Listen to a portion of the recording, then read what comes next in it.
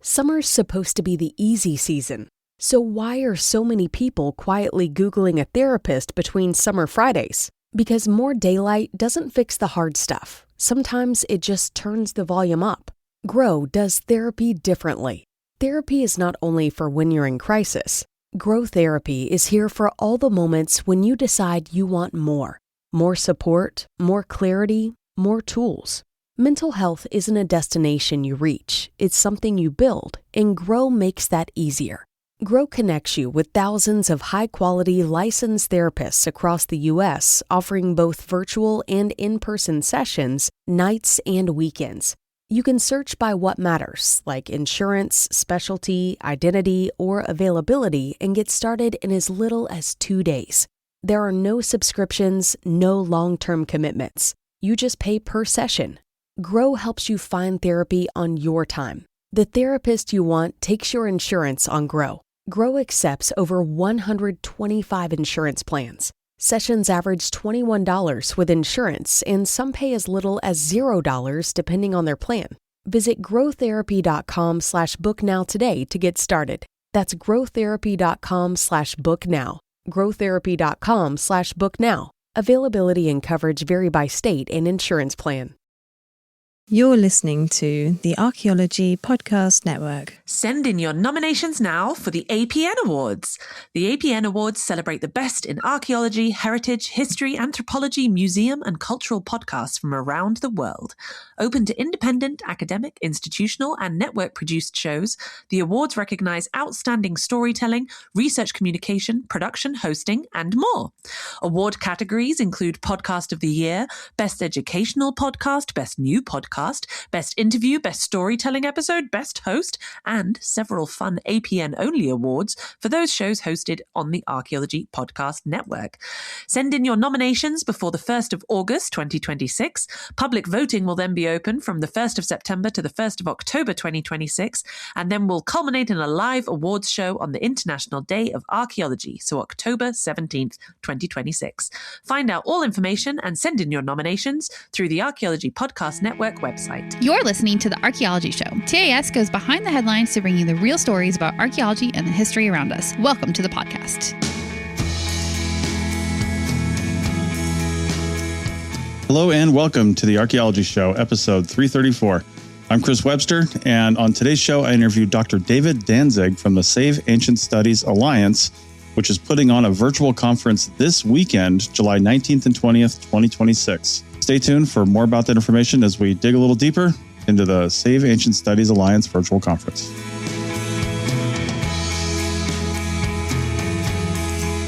Welcome to the show, everybody. So it's just me today because I am conducting an interview with Dr. David Danzig of the Save Ancient Studies Alliance. David, how you doing? Hi, Chris. How are you doing today?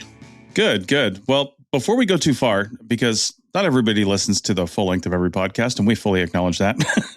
Check your show notes, and there's a link to the SASA website and also to the virtual conference that if you're listening to this in real time, we're recording this on July 13th, 2026. If you're listening to this in real time, this weekend, July 19th, which is Sunday, and July 20th, which is the following Monday, there's the virtual conference. We'll get to that a little bit later, but if you want to sign up for that, if you want more information, if you want to check out the SASA website, please go check the show notes. Just look down at your device. They should be right there in whatever podcast app you happen to be listening to.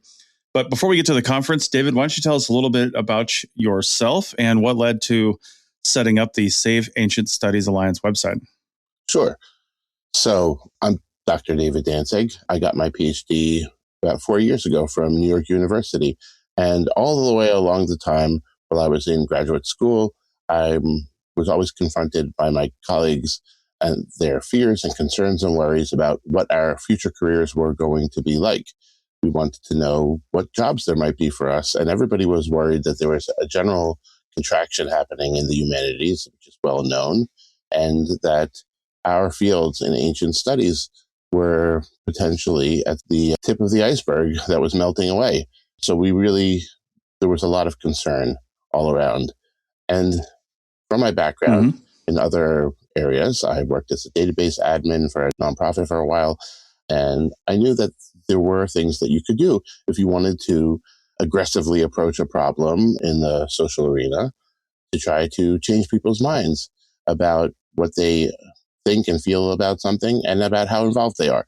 So over time, I slowly developed the idea of creating a nonprofit organization that did a lot of different things, all based around educational access, promoting knowledge about ancient studies, and really building the link for people between the things that they love in the world that they already know about that are connected to the ancient past, but that they don't actually know that the source of our knowledge on which these things are based comes from a live community of active people, scholars who study the ancient world in various fields.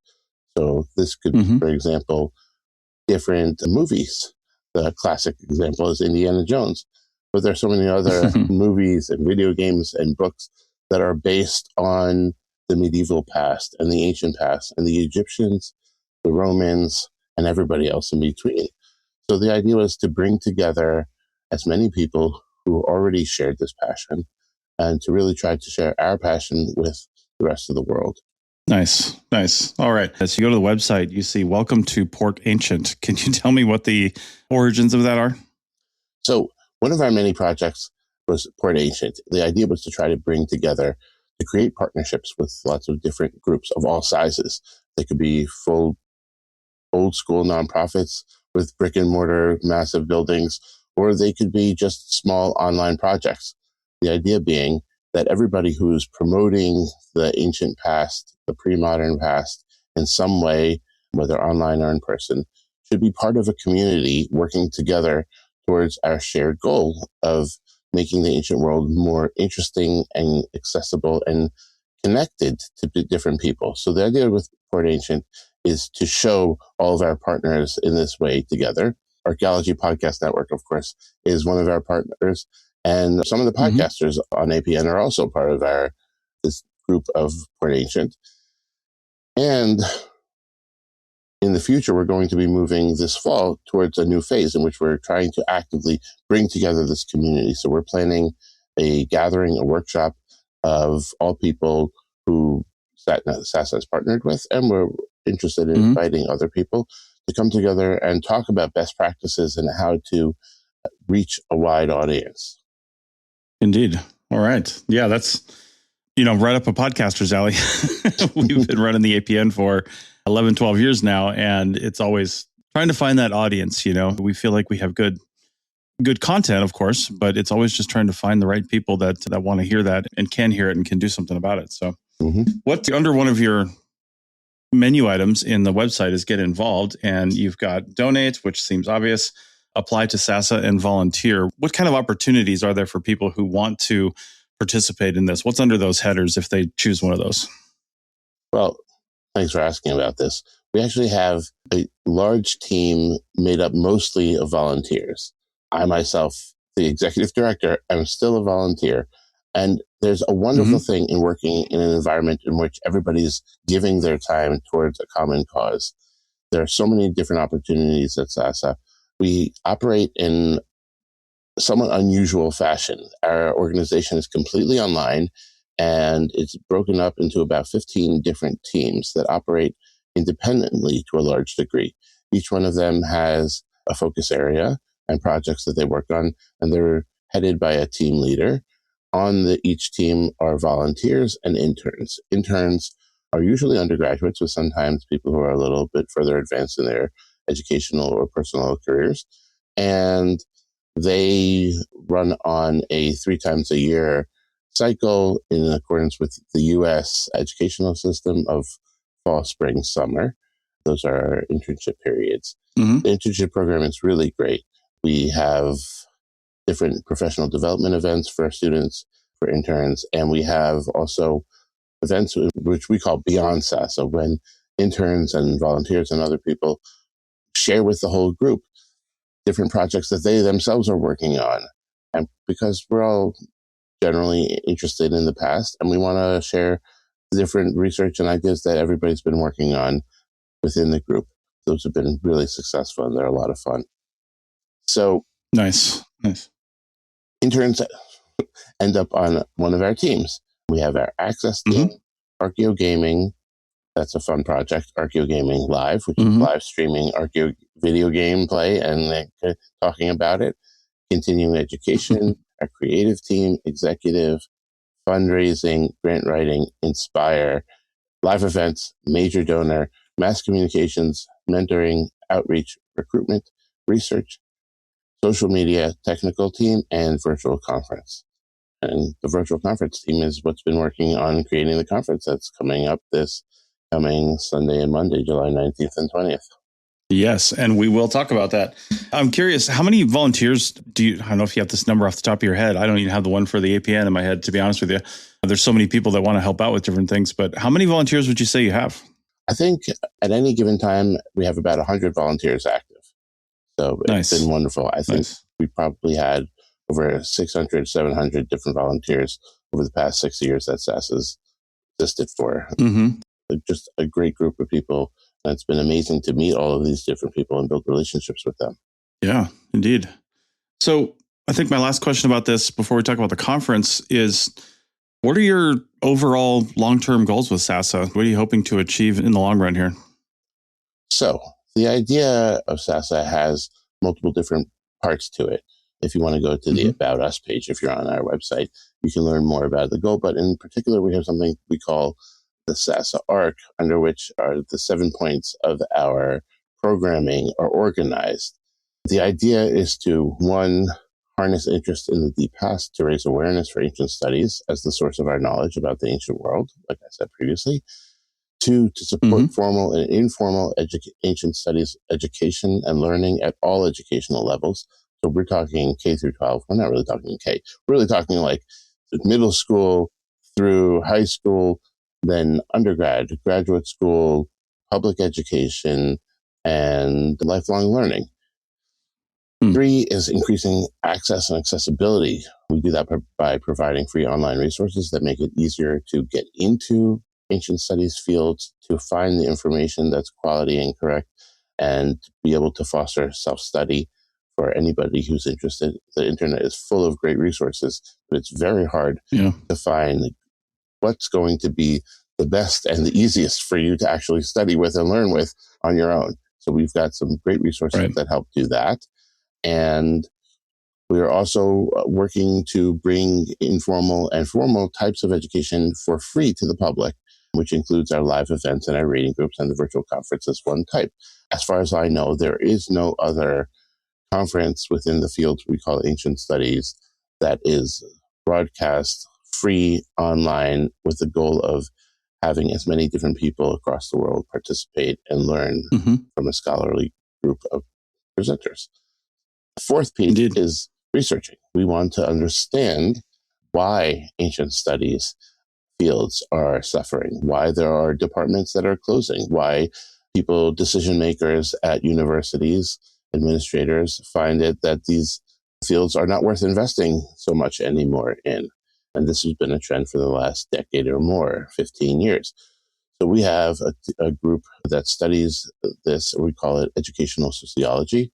We're also working on marketing research to understand why this is happening and how fields portray themselves, all with the aim of trying to change that.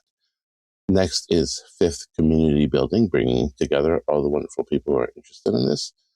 And then sixth, we support scholarship. We want to re-envision a world in which scholarship is part of a lifelong pursuit for anybody who has significant training in ancient studies and anybody who can generate their own self-study training.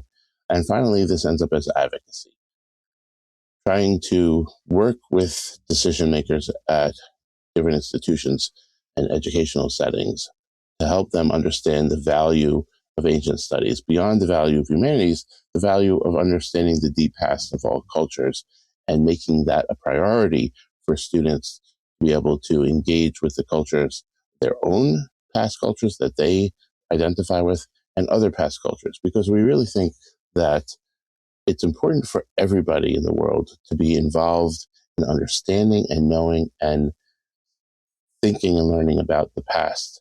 Human society is full of so many different cultures that share patterns, but also they're very different and unique and individual.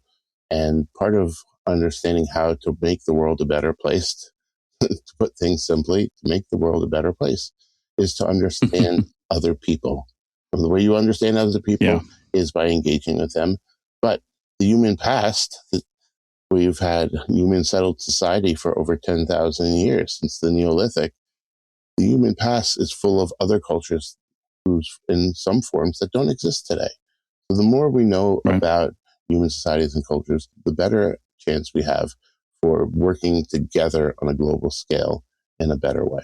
Indeed. Well, that's all very well said. So check out the saveancientstudies.org website. Head over to that website, or you can, again, click the link in your show notes to check it out. We're going to talk about the upcoming virtual conference on the other side of the break. Back in a minute.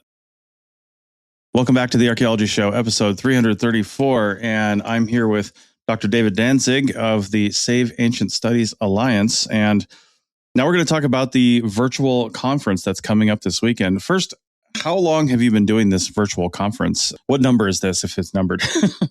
This is going to be the 6th conference. We've started in 2021 was the first one.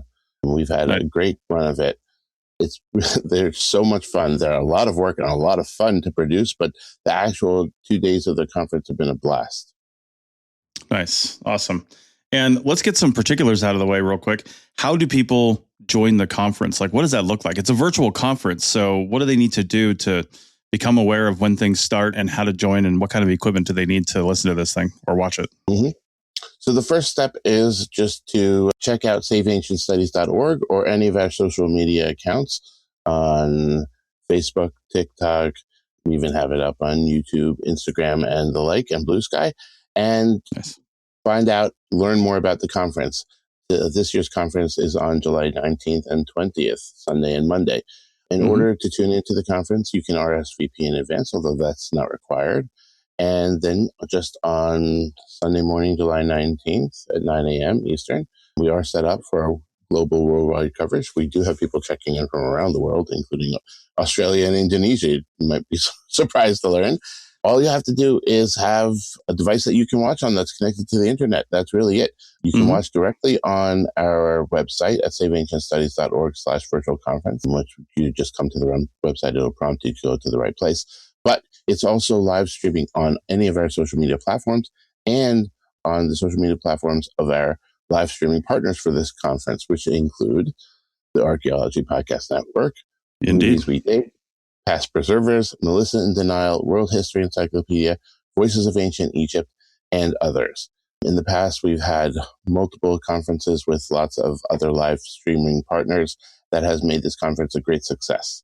Last year, we had 16,000 live viewers during the conference, and the year before, in 2024, when we were supported by a grant from the Winter Gren Foundation, we had 23,000 live viewers. And that's also when we started streaming in Spanish and in Arabic. So in that year, we worked together with a company that did live interpretation into Spanish and Arabic, which was amazing. That's awesome. This past year and this year, we had to shift for a lack of funds just to doing automatic translation through Zoom. But that is presented in live stream in Spanish and in Arabic on SASA's Spanish YouTube in Espanol and SASA's YouTube Bil Arabia in Arabic. Nice. And speaking of funds, what's the cost to join? Cost? What cost? The idea is that this conference is free to the public. We really want everybody to be able to experience what it's like to be at a conference. Now, you don't really get the chatting and schmoozing with people in the hallway in the corners part of an academic conference, although we do have a social hour at the end of the second day, which approximates that. So please, if anybody's interested, you can sign up and join and talk to me and other people who are part of the conference and some of the speakers too. But the idea is that you just get to come, you tune in for whichever sessions and papers you like. You can take a look at the schedule and the program, and you'll get a full idea of who's talking about what and when. And you get to learn about the cutting edge research that different scholars are doing. Now, part of the idea of this conference is really to support independent scholarship. Let me explain what that means. most academic scholars who are active in producing their own research, they work at universities. Some of them are lucky enough to work at research institutes where they get paid to do research full time, but most are professors at universities. And what their job entails is to teach a number of courses each semester in their, sometimes mostly in their field of interest, but sometimes in related fields. Some of these courses can be gen ed fields, gen ed courses. Some of them are specific courses in their area of interest for majors and minors. And then part of their time is also dedicated to their own research. So along with that, depending on what field they're in, most professors, or many, will attend an annual conference of their specific field, or maybe they'll attend one or two if they have feet in a couple different fields that are related to one another. And that entails usually going to some major city in the US or in Europe or abroad elsewhere in the world, and then being at a conference that's 2, 3, 4 days long, in which people sit in the various rooms and you have an audience, anywhere between a couple hundred to 5, and listening to scholars present their research for 20, 30 minutes at a time, followed by a Q&A, and then it moves along. So the idea of the SASA virtual conference is to try to recreate that experience for anyone out there who's interested in the ancient past, to do it around a specific theme, and to bring independent scholars together. So independent scholars are people who do not have such positions, meaning they're not paid to be part of a scholarly community, to be teachers, professors, or researchers. But they're still really passionate and they have training in a specific field. And so what they do is they work a 9-to-5 job on their own, or they have other ways that they support themselves by putting together other forms of income earning.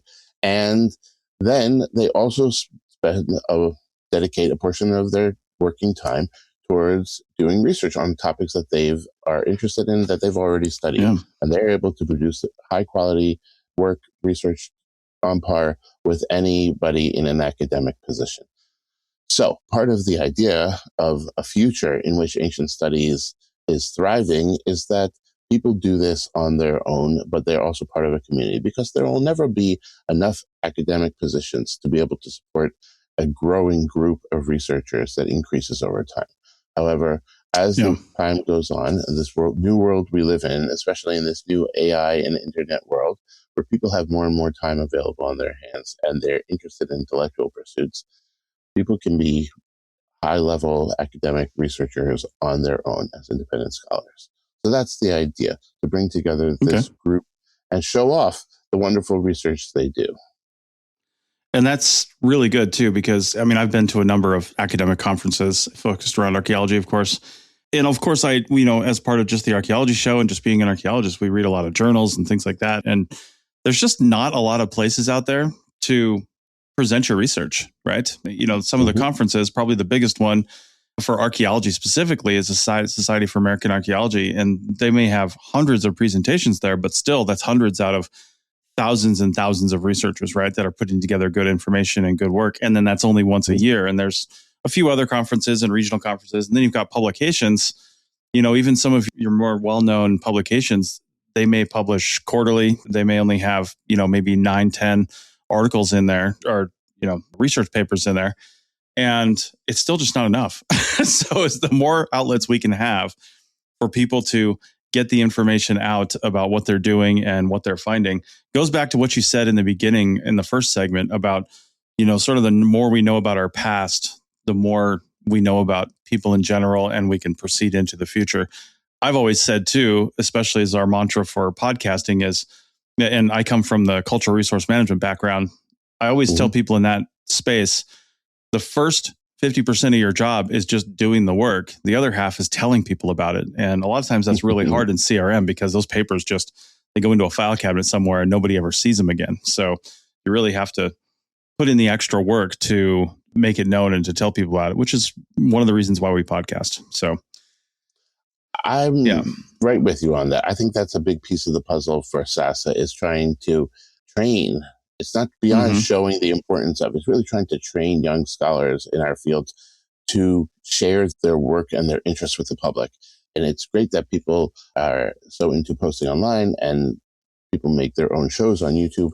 But this, to me, has to become a regular part of what being a scholar is. It's not just about generating scholarship and ideas for you and your small community. It's also about sharing it with as many people who are interested. Yeah, indeed. All right. Well, let's take one more break, and then we're going to come back and talk a little bit more about this conference, the theme, and some of the keynote speakers. Back in a minute. Welcome back to episode 334. I'm talking to Dr. David Danzig about the Save Ancient Studies Alliance virtual conference coming up this weekend. And again, if you're listening in real time, this weekend means July 19th and 20th, 2026. We'll address all of you who are not listening to this in real time a little bit later, because I have a question about that as well. But the theme of this year's conference is Fashion Forward, Interdisciplinary Approaches to Ancient Apparel. First off, I'm curious how you guys come up with themes for this. Do you have a whole pile of things and you just kind of vote on them every year? Or is it about how you can get speakers in to actually talk about a topic? Because, there's somebody studying just about everything out there, but can you put together a whole conference about it? Man, maybe not. So how do you come up with these themes? And tell me a little bit more about this and what you're excited about it. Yeah, so Chris, it's a combo.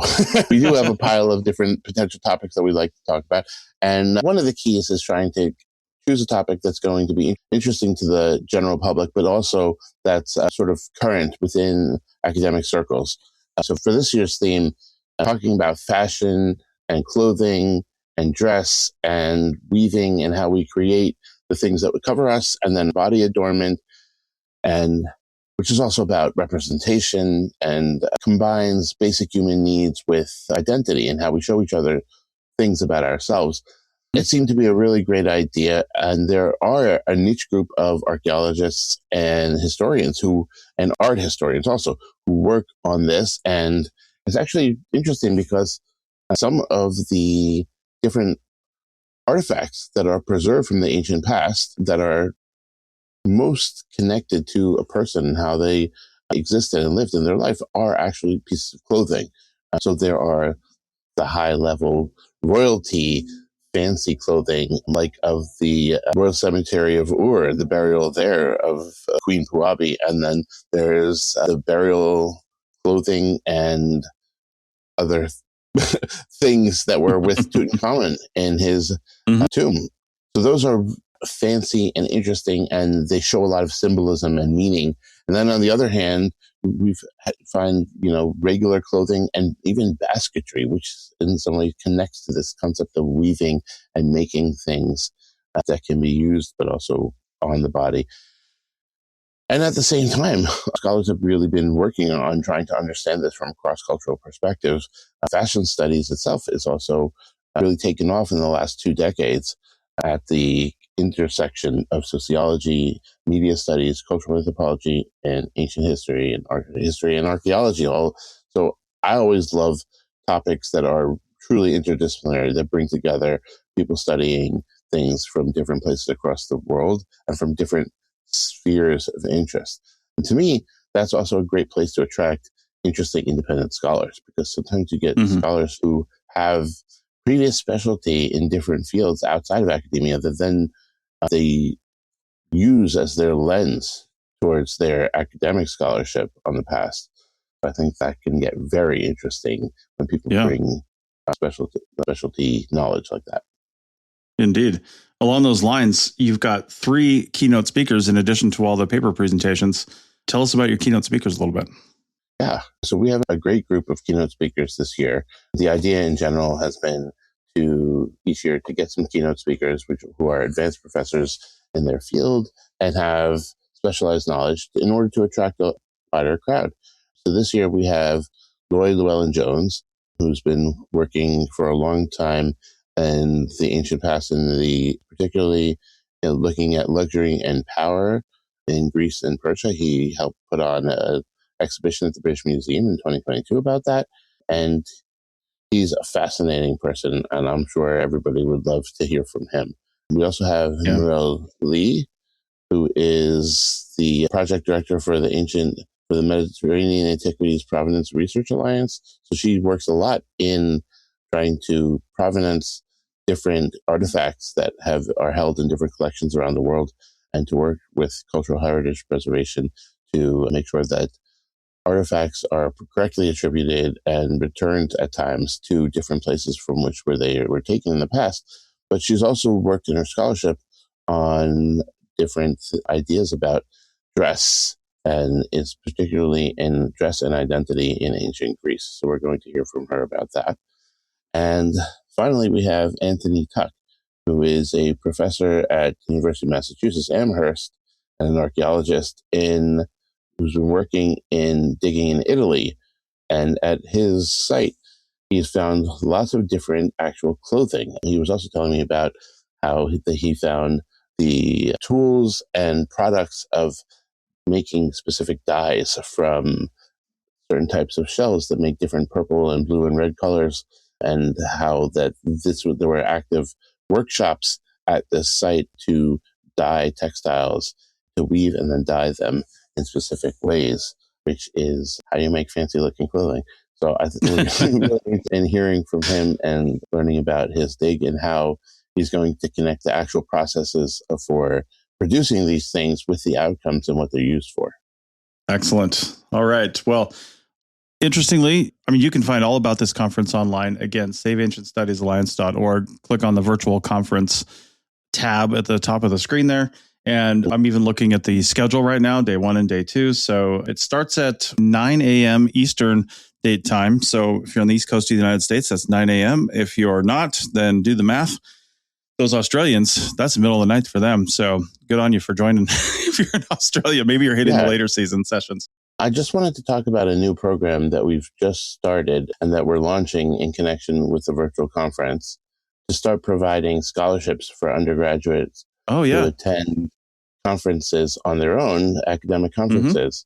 And we're going to be fundraising for that through the virtual conference to give students a real opportunity to be in person at a conference in any ancient studies field, and specifically for undergrads who wouldn't necessarily otherwise have the funds in order to do that. So there is a section on on the virtual conference page about this that you can take a look, and we're looking for people to donate and really help kick off young students' careers in ancient studies, provide these opportunities that are absolutely thrilling when you're 19, 20, 21 years old to be able to participate in an intellectual environment like that.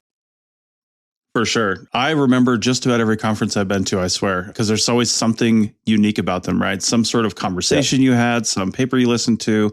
There's just so much to do and see. And it's definitely recommended that you go, even if you're not presenting a paper, to be honest. Just go to the conference and suck it all in, right? Absorb it and get into that atmosphere. The other thing I really like about conferences, even virtual conferences like this one, is I feel like it gets you maybe excited or re-excited about doing something, right? So maybe you're a little dragging your feet on something, or maybe you're, searching for a topic or something like that, something to study.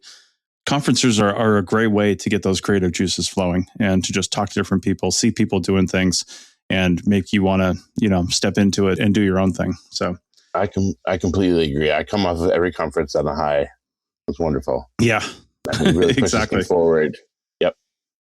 All right. One last question. Are past conferences available on the website? So if somebody wanted to see what this is all about, are the videos available? Yes. On our YouTube channel, you can see we have playlists of the past conferences. And this year's conference will also be, all of the sessions will be cut up individually so they can be found online. You don't have to scroll through 8 hours of each day of the conference to find the session or presentation that you're most interested in. And this is part of the idea of making things really open and accessible too. So that another piece is that I always felt that just like we were saying, on the one hand, conferences are so great and inspirational, but on the other hand, I feel like sometimes they're a flash in the pan and then they're gone. And one way of keeping that inspiration open longer is to tie things into it. One is to be able to watch the sessions later over time. But another thing is something like this, is like the scholarship program, where you're building off of the inspiration of the conference to help people do more and attend other conferences in the future. Mm-hmm. Well, I got to say, David, I'm really glad that you're putting this on, and I'm super happy, surprised and super happy you're getting the attendance that you say you're getting from the past conferences, right? And I hope we get that this year too, because again, to go back to something like the SAAs or the Historical Society conference that happens usually in January, I mean, they may get a few thousand people attend that conference, right? But in one room, you can at most fit a couple hundred, and usually maybe 20 or 40, right? And the big papers that everybody wants to see, there's people spilling out the door and standing along the edges. But even then, you've got to rush off to go see something else, and nobody's ever on time in these sessions. So you have to leave, to go do your thing, and it's a whole mess, right?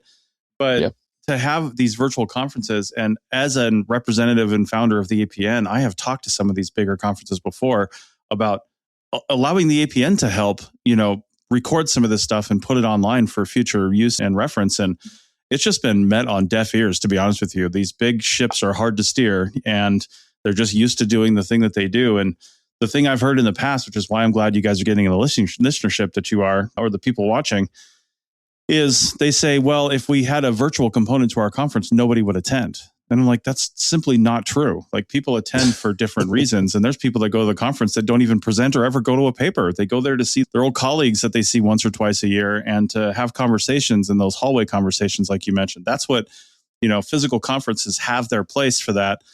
And virtual conferences are a great way to sit back in the comfort of your own living room and have a coffee in your pajamas and listen to some fantastic papers. So, you can't do that at the physical ones. Yeah, I think that's one direction that we really want to try to figure out for the future, of trying to create some type of interactive spaces at times during the conference that people can come into and sort of have one-on-one or small group interactions with one another, sort of breakout rooms. But that's not really how we run it now, because everybody isn't in one online environment. It's just streamed, and you can just watch it wherever. But I think we're going to try to work towards that. Maybe that's something we can partner on in the future and try to have that type of connective, chatting type of atmosphere at the same time, or a piece of that along with virtual conference. And I agree with you regarding the other academic professional organizations, that they are, fields are very slow to change, and ancient studies has an ancient vibe to it where change is sometimes very slow. But we've been working with different people in some of these organizations. I actually almost forgot. I'd love to say that SASA, Same Ancient Studies Alliance, has been awarded by the Archaeological Institute of America their award for Outstanding Public Service for 2027. Wow. This was just publicized today. Wow. Nice. That's awesome. And Congratulations. AIA, thank you. It's wonderful. I think it's really a wonderful recognition of all of the volunteers who put in so much hard work into the organization and into the idea that we need to promote and tell as many people as possible about ancient studies, and how fascinating it is when you really dig into what we know about these past cultures. So Indeed. We are trying to work with different organizations, and I understand they work in connection with their constituencies and what they feel is in their best interest. But sometimes they don't necessarily understand what really is in their long-term best interest. And people outside of them, like me and you, have a different perspective on what really might help move their organizations forward. Another thing is just cost, right? To attend one of these conferences, you have to be a member and you have to pay the conference fee also. And that goes into part of their annual budgeting. That brings in a significant amount of money to pay for the conference and towards their overall budget for the year. But there are other ways for them to make revenue, and there might be other ways for them to lower costs for others who want to participate but couldn't necessarily afford the full fees. So it's complicated. I think everybody is interested in this on all sides. Yeah. Yes. And I've actually gone to some conferences about podcasting. There's a big one called Podcast Movement, and they have a massive virtual component to their podcast. And you pay for that privilege to attend the virtual conference, so to speak, the recordings as they're happening, right? So, and then also there's another level where you get access to all the conference presentations a few weeks after the conference took place, when they've had a chance to chop it all up and stick it on the internet. And I think, again, one thing that your conference is proving is that even if somebody like, the big ones like the SAAs or something like that, or the AAAs were to have a virtual component to their conference, yes, it's true. Some people may not attend the physical conference, right? And that could hurt the hotel that they're at, because they have certain room occupancy things that they're trying to, achieve. Mm-hmm. But either way, they may have 20,000 people buy a virtual ticket, so to speak, which might be cheaper, but still covers those costs. You know what I mean? So anyway, it's a whole conversation we could continue to have. But either way, I'm glad that you're doing this, and I wish I could attend both days, but I will certainly be there on the second day this year, and I'm really looking forward to it. So any final thoughts? Wonderful. We're so happy to have you as a moderator for part of the second day. We're looking forward to that. All right. Well, awesome. Well, again, look down at your device, whatever you're listening to this on, or go to the website, saveancientstudies.org, and then, again, click on the virtual conference tab and see how you can participate. All right. Well, thanks again, David, and we'll see you this weekend. Thank you, Chris. I'm looking forward to it. Bye.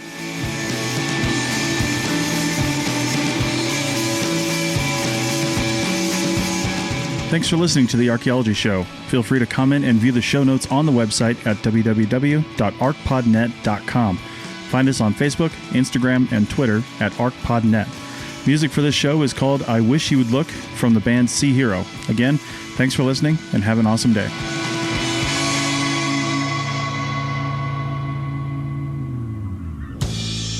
Thanks for listening to this podcast. The Archaeology Podcast Network's chief editor is Rachel Roden. Our executive producer is Ashley Airy. Our social media and newsletter coordinator is Matilda Siebrecht. The APN was founded by Chris Webster and Tristan Boyle on December 1st, 2014. We're supported by our amazing podcast hosts, many volunteers, and listeners like you. Check out membership at www.archpodnet.com/members. This has been a presentation of the Archaeology Podcast Network. Visit us on the web for show notes and other podcasts at www.archpodnet.com. Contact us at chris@archaeologypodcastnetwork.com.